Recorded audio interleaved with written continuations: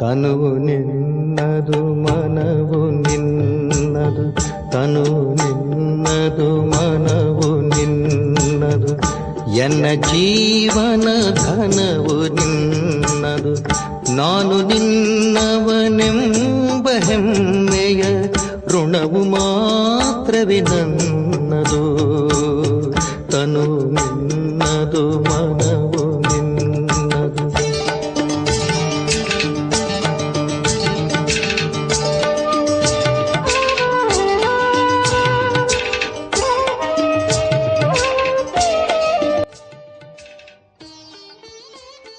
ಓಂ ಶಾಂತಿ.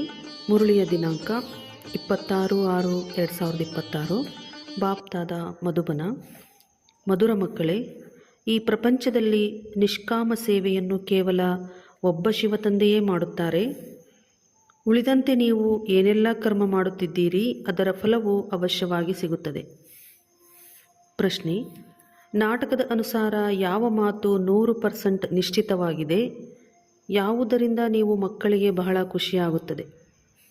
ಉತ್ತರ: ನಾಟಕದ ಅನುಸಾರ ಹೊಸ ರಾಜಧಾನಿಯು ಸ್ಥಾಪನೆಯಾಗುವುದು ನಿಶ್ಚಿತವಾಗಿದೆ. ಶ್ರೀಮತದಂತೆ ನಾವು ನಮಗಾಗಿ ರಾಜಧಾನಿ ಸ್ಥಾಪನೆ ಮಾಡುತ್ತಿದ್ದೇವೆ ಎಂದು ನೀವು ಮಕ್ಕಳಿಗೆ ಖುಷಿಯಿದೆ. ಈ ಹಳೆಯ ಪ್ರಪಂಚದ ವಿನಾಶವಾಗಲೇಬೇಕು. ನೀವು ಮಕ್ಕಳು ಎಷ್ಟು ಪುರುಷಾರ್ಥ ಮಾಡುತ್ತೀರೋ ಅಷ್ಟು ಉನ್ನತ ಪದವಿಯನ್ನು ಪಡೆಯುತ್ತೀರಿ. ಗೀತೆ: ನಿಮ್ಮನ್ನು ಪಡೆದ ನಾನು ಜಗತ್ತನ್ನೇ ಪಡೆದೆನು. ಶಿವ ಭಗವಾನ್ ವಾಚ್: ಮಕ್ಕಳು ಏನು ಹೇಳುವುದೋ ತಂದೆಯೂ ಸಹ ಅದನ್ನೇ ಹೇಳುವರು. ಬಾಬಾ: ನಿಮ್ಮನ್ನು ಪಡೆದ ನಾವು ಸ್ವರ್ಗದ ಮಾಲೀಕರಾಗುತ್ತೇವೆಂದು ಮಕ್ಕಳು ಹೇಳುತ್ತಾರೆ. ತಂದೆಯೂ ಸಹ ಹೇಳುತ್ತಾರೆ, ಮಕ್ಕಳೇ, ಮನ್ಮನಾಭವ, ನನ್ನನ್ನು ನೆನಪು ಮಾಡಿದರೆ ಸ್ವರ್ಗದ ಮಾಲೀಕರಾಗುವಿರಿ. ಮನುಷ್ಯರೆಲ್ಲರೂ ಕೇಳುತ್ತಾರೆ, ಬ್ರಹ್ಮ ಕುಮಾರ ಕುಮಾರಿಯರ ಈ ಸತ್ಸಂಗದಲ್ಲಿ ಏನು ಸಿಗುತ್ತದೆ? ಆಗ ನಾವು ಬಾಪ್ ದಾದಾರವರಿಂದ ವಿಶ್ವದ ಮಾಲೀಕರಾಗುತ್ತೇವೆಂದು ಬ್ರಹ್ಮ ಕುಮಾರ ಕುಮಾರಿಯರು ಹೇಳುತ್ತಾರೆ.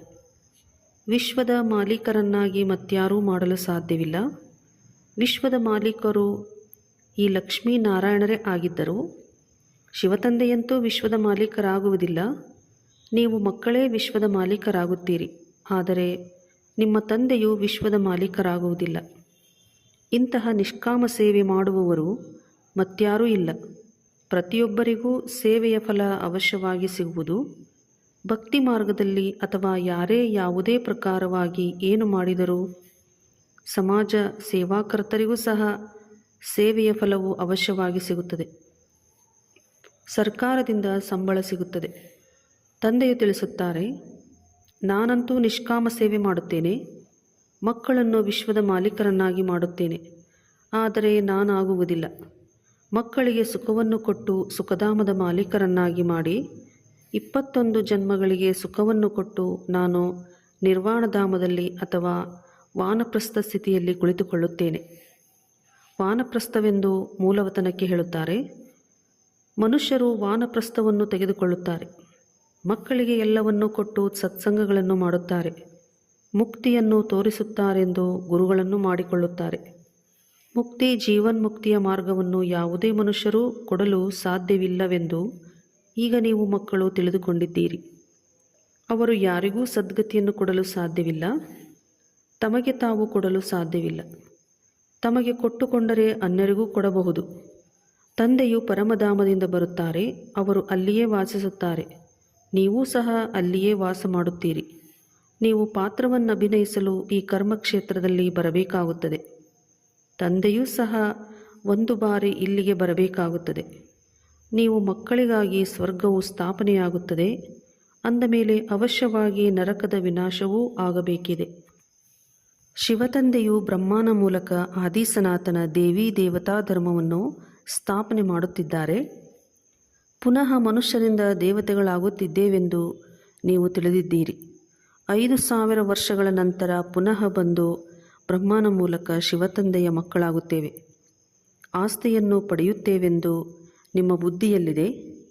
ಪತಿತ ಪಾವನನೆಂದು ಅವರಿಗೆ ಹೇಳಲಾಗುತ್ತದೆ. ನಾಲೆಜ್ಫುಲ್ ಜ್ಞಾನಸಾಗರನೂ ಆಗಿದ್ದಾರೆ. ಯೋಗ ಅರ್ಥಾತ್ ನೆನಪನ್ನು ಕಲಿಸುತ್ತಾರೆ. ಆದರೆ ನಿರಾಕಾರನು ಹೇಗೆ ತಿಳಿಸುವುದು? ಅದಕ್ಕಾಗಿ ಬ್ರಹ್ಮರ ಮೂಲಕ ಮನುಷ್ಯರಿಂದ ದೇವತೆಗಳನ್ನಾಗಿ ಮಾಡುತ್ತೇನೆ. ಅರ್ಥಾತ್ ದೇವಿ ದೇವತಾ ಧರ್ಮದ ಸ್ಥಾಪನೆ ಮಾಡುತ್ತೇನೆ ಎಂದು ತಂದೆಯು ಹೇಳುತ್ತಾರೆ. ಈಗ ಆ ಧರ್ಮವಿಲ್ಲ, ಪುನಃ ಮಾಡಬೇಕಾಗಿದೆ. ಈಗ ಮತ್ತೆ ಆದಿಸನಾತನ ದೇವಿ ದೇವತಾ ಧರ್ಮವನ್ನು ಸ್ಥಾಪನೆ ಮಾಡುತ್ತೇನೆ. ಬಾಕಿ ಭಾರತ ಪ್ರಾಚೀನ ಖಂಡವಾಗಿದೆ. ಆದ್ದರಿಂದ ವಾಸ್ತವದಲ್ಲಿ ಭಾರತದ ಪರಂಪರೆಯು ಎಲ್ಲದಕ್ಕಿಂತ ಹೆಚ್ಚಾಗಿರಬೇಕು. ಇಂತಹ ಮಾತುಗಳು ಯಾರ ಬುದ್ಧಿಯಲ್ಲಿಯೂ ಇರುವುದಿಲ್ಲ. ಆದಿಸನಾತನ ದೇವಿ ದೇವತಾ ಧರ್ಮವು ಎಲ್ಲದಕ್ಕಿಂತ ಬಹಳ ದೊಡ್ಡದಾಗಿರಬೇಕು. 5000 ವರ್ಷದಿಂದ ಅವರ ವೃದ್ಧಿಯಾಗುತ್ತಲೇ ಇದೆ. ಬಾಕಿ ಬೇರೆಯವರು 2500 ವರ್ಷಗಳ ನಂತರ ಬರುತ್ತಾರೆ. ಇಸ್ಲಾಮಿಗಳ ಪರಂಪರೆಯು ಕಡಿಮೆ ಇರಬೇಕು, ಏಕೆಂದರೆ ಸ್ವಲ್ಪ ಸಮಯದ ನಂತರ ಬೌದ್ಧ ಧರ್ಮದವರು ಬರುತ್ತಾರೆ. ಅವರಲ್ಲಿ ಸ್ವಲ್ಪ ಅಂತರವಿರಬೇಕು. ಇಸ್ಲಾಮಿ, ಬೌದ್ಧಿ ಇವರುಗಳು ಮೊದಲು ಸತೋಪ್ರಧಾನರಾಗಿದ್ದು ನಂತರ ನಿಧಾನವಾಗಿ ತಮೋಪ್ರಧಾನರಾಗುತ್ತಾರೆ. ಇವೆಲ್ಲದರ ಲೆಕ್ಕವಿದೆ. ಯಾರು ಅನನ್ಯ ಬುದ್ಧಿವಂತ ಮಕ್ಕಳಿರುತ್ತಾರೆ ಅವರ ಬುದ್ಧಿಯಲ್ಲಿಯೇ ವಿಚಾರ ಬರುತ್ತದೆ. ಇತ್ತೀಚೆಗೆ ಚೈನಾದವರು ಬಹಳ ಇದ್ದಾರೆ ಎಂದು ಬರೆಯುತ್ತಾರೆ, ಆದರೆ ಅವರಿಗೆ ಸೃಷ್ಟಿಚಕ್ರದ ಜ್ಞಾನವೇ ಗೊತ್ತಿಲ್ಲ. ಇವೆಲ್ಲದರ ರಹಸ್ಯವು ನೀವು ಮಕ್ಕಳ ಬುದ್ಧಿಯಲ್ಲಿದೆ. ಯಾರು ವಿದ್ಯಾವಂತರಿರುತ್ತಾರೆಯೋ ಅವರಿಗೆ ಪರಿಪೂರ್ಣವಾಗಿ ತಿಳಿಸಬೇಕಾಗುತ್ತದೆ. ದೇವಿ ದೇವತಾ ಧರ್ಮದವರಿಗೆ 5000 ವರ್ಷಗಳಾಯಿತು ಅಂದ ಮೇಲೆ ಈ ಸಮಯದಲ್ಲಿ ಅವರ ಸಂಖ್ಯೆಯೇ ಹೆಚ್ಚಾಗಿರಬೇಕಲ್ಲವೇ? ಆದರೆ ದೇವಿ ದೇವತಾ ಧರ್ಮದವರು ಅನ್ಯ ಧರ್ಮಗಳಲ್ಲಿ ಪರಿವರ್ತನೆಯಾಗಿ ಬಿಟ್ಟಿದ್ದಾರೆ. ಮೊದಲು ಬಹಳ ಮುಸಲ್ಮಾನರಾಗಿ ಹೋಗುತ್ತಾರೆ, ನಂತರ ಬೌದ್ಧಿಯರು ಬಹಳಷ್ಟು ಜನ ಆಗುತ್ತಾರೆ. ಇಲ್ಲಿಯೂ ಸಹ ಬೌದ್ಧರು ಬಹಳಷ್ಟು ಜನ ಇದ್ದಾರೆ. ಕ್ರೈಸ್ತರಂತೂ ಲೆಕ್ಕವಿಲ್ಲದಷ್ಟು ಇದ್ದಾರೆ. ದೇವತಾ ಧರ್ಮದ ಹೆಸರೇ ಇಲ್ಲ. ಒಂದು ವೇಳೆ ನಾವು ಬ್ರಾಹ್ಮಣ ಧರ್ಮದವರು ಎಂದರೆ ಹಿಂದೂಗಳ ಸಾಲಿನಲ್ಲಿ ಹಾಕಿಬಿಡುತ್ತಾರೆ. ಈಗ ನೀವು ತಿಳಿದಿದ್ದೀರಿ, ಶ್ರೀಮತದ ಆಧಾರದ ಮೇಲೆ ಬ್ರಾಹ್ಮಣರ ಮೂಲಕ ಆದಿಸನಾತನ ದೇವಿ ದೇವತಾ ಧರ್ಮವು ಸ್ಥಾಪನೆ ಆಗುತ್ತಿದೆ ಅಂತ ನೀವು ತಿಳಿದಿದ್ದೀರಿ. ಇದನ್ನೂ ಸಹ ತಿಳಿದುಕೊಳ್ಳಬೇಕಾಗಿದೆ. ಧರ್ಮದ ಬಗ್ಗೆ ಗಾಯನ ಮಾಡುತ್ತಾರಲ್ಲವೇ? ಇಲ್ಲಿಯ ಮನುಷ್ಯರಂತೂ ತಮ್ಮನ್ನು ಹಿಂದೂಗಳ ಸಾಲಿನಲ್ಲಿ ತೆಗೆದುಕೊಳ್ಳುತ್ತಾರೆ. ಹಿಂದೂ ಆರ್ಯ ಧರ್ಮವಾಗಿದೆ, ಎಲ್ಲದಕ್ಕಿಂತ ಪುರಾತನವಾಗಿದೆ ಎಂದು ಹೇಳುತ್ತಾರೆ. ಭಾರತವಾಸಿಗಳು ಮೊಟ್ಟಮೊದಲು ಆರ್ಯರಾಗಿದ್ದರು, ಬಹಳ ಶ್ರೀಮಂತರಾಗಿದ್ದರು. ಈಗ ಅನಾರ್ಯರಾಗಿದ್ದಾರೆ. ಸ್ವಲ್ಪವೂ ಬುದ್ಧಿ ಇಲ್ಲ. ಯಾರಿಗೆ ಏನು ಬರುತ್ತದೆಯೋ ಆ ಧರ್ಮದ ಹೆಸರನ್ನು ಇಟ್ಟುಬಿಡುತ್ತಾರೆ. ವೃಕ್ಷದ ಹಿಂದೆ ಚಿಕ್ಕ ಚಿಕ್ಕ ಎಲೆಗಳು, ರೆಂಬೆ ಕೊಂಬೆಗಳು ಬರುತ್ತಲೇ ಇರುತ್ತವೆ. ಹೊಸಬರಿಗೆ ಸ್ವಲ್ಪ ಮಾನ್ಯತೆ ಇರುತ್ತದೆ. ಈಗ ನೀವು ಮಕ್ಕಳು ತಿಳಿದುಕೊಂಡಿದ್ದೀರಿ, ತಂದೆಯಿಂದ ಸ್ವರ್ಗದ ಆಸ್ತಿಯನ್ನು ತೆಗೆದುಕೊಳ್ಳುತ್ತಿದ್ದೇವೆ ಎಂದು. ಅಂತಹ ಆಸ್ತಿಯನ್ನು ಕೊಡುವಂತಹ ತಂದೆಯನ್ನು ನೆನಪು ಮಾಡಬೇಕಾಗಿದೆ. ನೀವು ಎಷ್ಟು ಹೆಚ್ಚು ನೆನಪು ಮಾಡುತ್ತೀರೋ ಒಂದನೆಯದಾಗಿ ಆಸ್ತಿ ಸಿಗುತ್ತದೆ ಮತ್ತು ಪಾವನರಾಗುತ್ತೀರಿ. ಲೌಕಿಕ ತಂದೆಯಿಂದ ಧನದ ಆಸ್ತಿಯಂತೂ ಸಿಗುತ್ತದೆ, ಜೊತೆಗೆ ಪತಿತರಾಗುವ ಆಸ್ತಿಯೂ ಸಹ ಸಿಗುತ್ತದೆ. ಅವರಂತೂ ಲೌಕಿಕ ತಂದೆ, ಇವರು ಪಾರಲೌಕಿಕ ತಂದೆ ಮತ್ತು ಬ್ರಹ್ಮಾರವರು ಮಧ್ಯದಲ್ಲಿ ಅಲೌಕಿಕ ತಂದೆ ಆಗಿದ್ದಾರೆ. ಇವರನ್ನು ಇಬ್ಬರ ಮಧ್ಯದಲ್ಲಿ ಜೋಡಿಸಲಾಗುತ್ತದೆ. ಶಿವತಂದೆಗೆ ಯಾವುದೇ ಕಷ್ಟ ಆಗುವುದಿಲ್ಲ. ಇವರು ಎಷ್ಟು ನಿಂದನೆ ಅನುಭವಿಸಬೇಕಾಗುತ್ತದೆ. ವಾಸ್ತವದಲ್ಲಿ ಕೃಷ್ಣನಿಗೂ ನಿಂದನೆ ಸಿಗುವುದಿಲ್ಲ. ಮಧ್ಯದಲ್ಲಿ ಇವರೇ ಸಿಕ್ಕಿ ಹಾಕಿಕೊಳ್ಳುತ್ತಾರೆ. ಮಾರ್ಗದಲ್ಲಿ ನಡೆಯುತ್ತಾ ಬ್ರಾಹ್ಮಣನು ಸಿಕ್ಕಿಕೊಂಡನು ಎಂದು ಹೇಳುತ್ತಾರಲ್ಲವೇ? ಇವರು ನಿಂದನೆಯನ್ನು ಅನುಭವಿಸುವುದಕ್ಕಾಗಿ ಸಿಕ್ಕಿಕೊಂಡಿದ್ದಾರೆ. ಅಲೌಕಿಕ ತಂದೆಯೇ ಸಹನೆ ಮಾಡಬೇಕಾಗುತ್ತದೆ. ಶಿವತಂದೆಯು ಇವರಲ್ಲಿ ಅಂದರೆ ಬ್ರಹ್ಮಾರವರಲ್ಲಿ ಪ್ರವೇಶ ಮಾಡಿ ಪತಿತರನ್ನು ಪಾವನ ಮಾಡುತ್ತಾರೆ ಎಂದು ಯಾರಿಗೂ ಗೊತ್ತಿಲ್ಲ. ಪವಿತ್ರರಾಗುವುದರಲ್ಲಿಯೇ ಪೆಟ್ಟು ತಿನ್ನುತ್ತಾರೆ. ನಾನು ಬರುತ್ತೇನೆ, ಎಲ್ಲರನ್ನೂ ಹಿಂತಿರುಗಿ ಮನೆಗೆ ಕರೆದುಕೊಂಡು ಹೋಗುತ್ತೇನೆ ಎಂದು ಶಿವತಂದೆಯು ತಿಳಿಸುತ್ತಾರೆ. ಎದುರಿನಲ್ಲಿ ಮೃತ್ಯು ನಿಂತಿದೆ ಎಂದು ನೀವು ತಿಳಿದಿದ್ದೀರಿ. ವಿನಾಶವಂತೂ ಆಗಲೇಬೇಕಾಗಿದೆ. ವಿನಾಶದ ಹೊರತು ಸುಖ ಶಾಂತಿ ಹೇಗಾಗುತ್ತದೆ? ಯಾವಾಗ ಯಾವುದೇ ಯುದ್ಧ ನಡೆಯುತ್ತದೆ ಎಂದರೆ ಯುದ್ಧಗಳು ನಿಂತು ಹೋಗಲಿ ಎಂದು ಮನುಷ್ಯರು ಯಜ್ಞವನ್ನು ಮಾಡುತ್ತಾರೆ. ನೀವು ಬ್ರಾಹ್ಮಣ ಕುಲಭೂಷಣರೇ ತಿಳಿದಿದ್ದೀರಿ. ಅವಶ್ಯವಾಗಿ ಆಗಲೇಬೇಕು. ಇಲ್ಲದಿದ್ದರೆ ಸ್ವರ್ಗದ ದ್ವಾರ ಹೇಗೆ ತೆರೆಯಲ್ಪಡುವುದು? ಎಲ್ಲರೂ ಸ್ವರ್ಗದಲ್ಲಂತೂ ಬರಲು ಸಾಧ್ಯವಿಲ್ಲ. ಯಾರು ಪುರುಷಾರ್ಥ ಮಾಡುತ್ತಾರೆಯೋ ಅವರೇ ಸ್ವರ್ಗಕ್ಕೆ ಹೋಗುತ್ತಾರೆ, ಉಳಿದವರು ಮುಕ್ತಿಧಾಮಕ್ಕೆ ಹೋಗುತ್ತಾರೆ. ಇದು ಯಾರಿಗೂ ತಿಳಿಯದೇ ಇರುವ ಕಾರಣ ಎಷ್ಟೊಂದು ಭಯಪಡುತ್ತಾರೆ, ಶಾಂತಿಗಾಗಿ ಎಷ್ಟೊಂದು ಅಲೆದಾಡುತ್ತಾರೆ, ಸಮ್ಮೇಳನಗಳನ್ನು ಮಾಡುತ್ತಾರೆ. ಕೇವಲ ನೀವು ಬ್ರಾಹ್ಮಣರು ಸುಖಧಾಮ ಶಾಂತಿಧಾಮವು ಹೇಗೆ ಸ್ಥಾಪನೆಯಾಗುತ್ತಿದೆ ಎಂದು ತಿಳಿದಿದ್ದೀರಿ. ವಿನಾಶದ ವಿನಃ ಸ್ಥಾಪನೆಯಾಗಲು ಸಾಧ್ಯವಿಲ್ಲ. ನೀವೀಗ ತ್ರಿಕಾಲದರ್ಶಿಗಳಾಗಿದ್ದೀರಿ. ಜ್ಞಾನದ ಮೂರನೇ ನೇತ್ರವು ಸಿಕ್ಕಿದೆ. ಅವರಂತೂ ಶಾಂತಿಯನ್ನು ಹೇಗೆ ಪಡೆಯುವುದು, ಅರ್ಥಾತ್ ಯಾರೂ ಜಗಳವಾಡುವುದು ಬೇಡ, ಎಲ್ಲರೂ ಒಮ್ಮತವಾಗಿರಬೇಕು ಎಂದು ಹೇಳುತ್ತಿರುತ್ತಾರೆ. ಆದರೆ ಒಬ್ಬರೇ ತಂದೆಯ ಒಂದು ಮತವನ್ನು ತೆಗೆದುಕೊಂಡು ಎಲ್ಲರೂ ತಂದೆಯ ಮಕ್ಕಳು ಸಹೋದರರಾದಿರಿ ಅಂದ ಮೇಲೆ ಒಮ್ಮತವಾಗಿ ಬಿಡುವುದು. ಒಬ್ಬ ತಂದೆಯ ಮಕ್ಕಳು ಅಂದ ಮೇಲೆ ಪರಸ್ಪರ ಜಗಳವಾಡಬಾರದು. ಇದಂತೂ ಸತ್ಯುಗದಲ್ಲಿಯೇ ಇತ್ತಲ್ಲವೇ? ಅಲ್ಲಿ ಯಾರೂ ಪರಸ್ಪರರಲ್ಲಿ ಜಗಳವಾಡುವುದಿಲ್ಲ. ಅದಂತೂ ಸತ್ಯುಗದ ಮಾತಾಯಿತು. ಇದು ಕಲಿಯುಗವಾಗಿದೆ. ಅವಶ್ಯವಾಗಿ ಸತ್ಯುಗದಲ್ಲಿ ದೇವತೆಗಳಿದ್ದರೂ ಉಳಿದ ಬೇರೆಲ್ಲ ಆತ್ಮರು ಎಲ್ಲಿರುತ್ತಾರೆ ಎಂದು ಗೊತ್ತಾಗುವುದಿಲ್ಲ.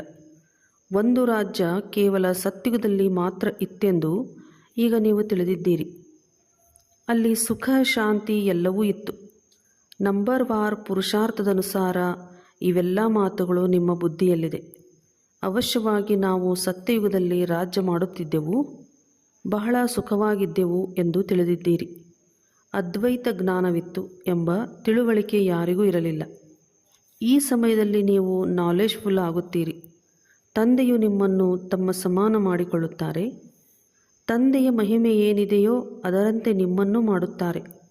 ಕೇವಲ ದಿವ್ಯ ದೃಷ್ಟಿಯ ಬೀಗದ ಕೈ ತಂದೆಯ ಬಳಿ ಇರುತ್ತದೆ.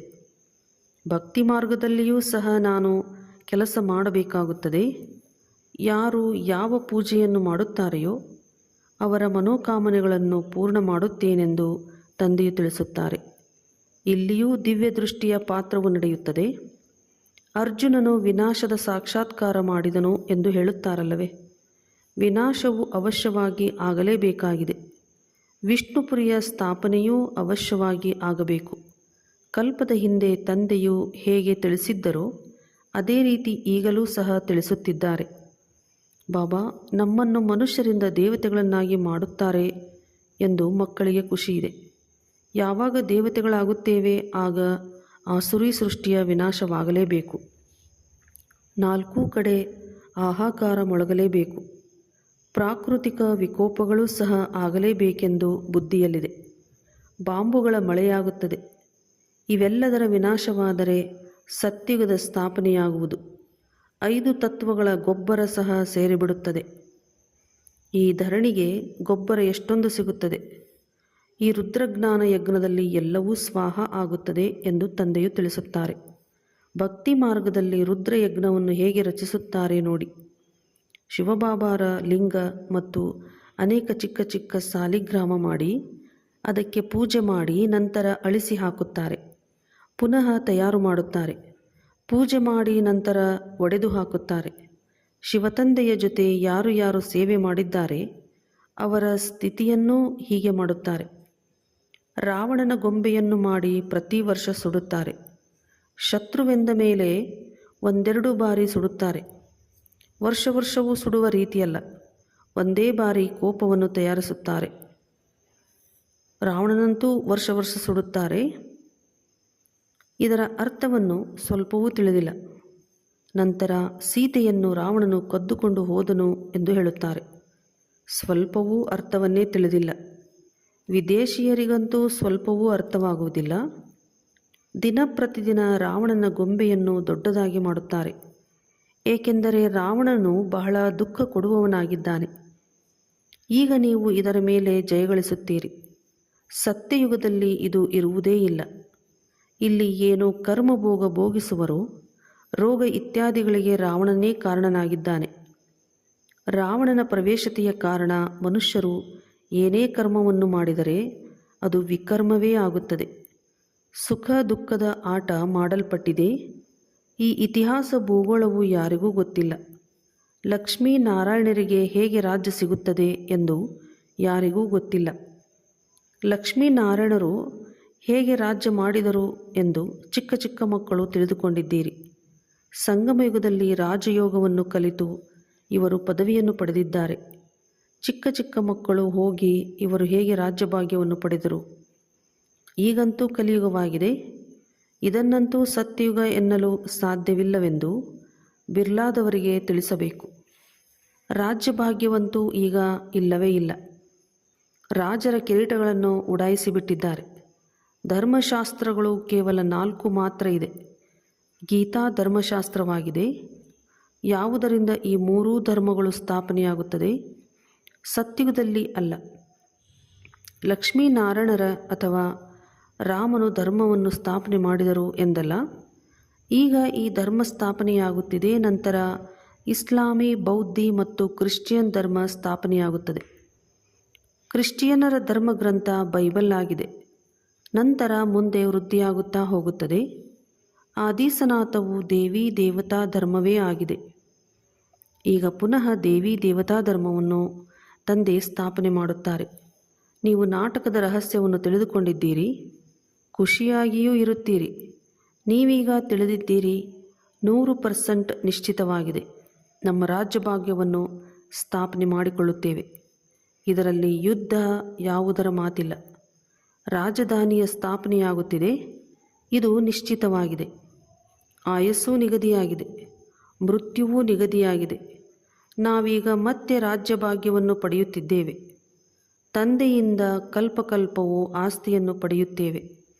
ಎಷ್ಟು ಪುರುಷಾರ್ಥ ಮಾಡುತ್ತೀರೋ ಅಷ್ಟು ಶ್ರೇಷ್ಠ ಪದವಿಯನ್ನು ಪಡೆಯುತ್ತೇವೆ ಎಂದು ನೀವೀಗ ತಿಳಿದಿದ್ದೀರಿ. ಒಳ್ಳೆಯದು.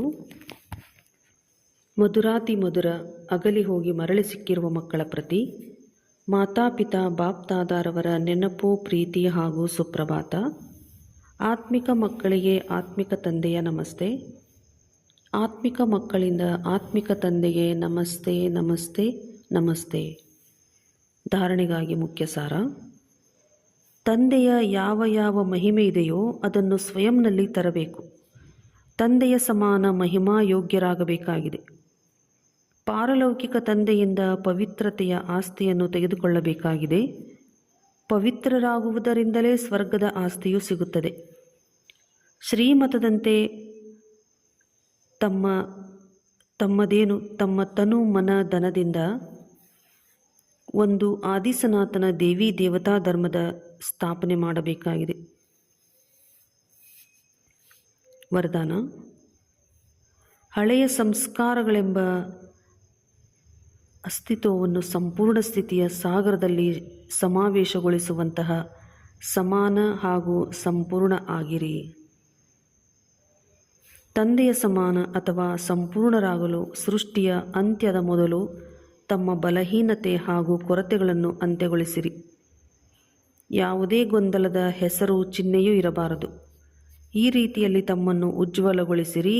ಹೇಗೆ ಜನ್ಮದ ಪರಿವರ್ತನೆಯ ನಂತರ ಹಳೆಯ ಜನ್ಮದ ಮಾತುಗಳು ಮರೆತು ಹೋಗುತ್ತಿದೆಯೋ ಹಾಗೆಯೇ ಹಳೆಯ ಮಾತುಗಳನ್ನು, ಹಳೆಯ ಸಂಸ್ಕಾರಗಳನ್ನು ಭಸ್ಮಗೊಳಿಸಿರಿ. ಅಸ್ಥಿಗಳನ್ನು ಸಂಪೂರ್ಣ ಸ್ಥಿತಿಯ ಸಾಗರದಲ್ಲಿ ಸಮಾವೇಶ ಮಾಡಿದಾಗ ಸಮಾನ ಹಾಗೂ ಸಂಪೂರ್ಣರು ಎಂದು ಹೇಳಲಾಗುವುದು. ಸ್ಲೋಗನ್. ವಿಸ್ತಾರವನ್ನು ಸಾರದಲ್ಲಿ ಸಮಾವೇಶಗೊಳಿಸುವ ಜಾದುವನ್ನು ಕಲಿತು ಬಿಡುತ್ತೀರೆಂದರೆ ತಂದೆಯ ಸಮಾನರಾಗಿ ಬಿಡುತ್ತೀರಿ.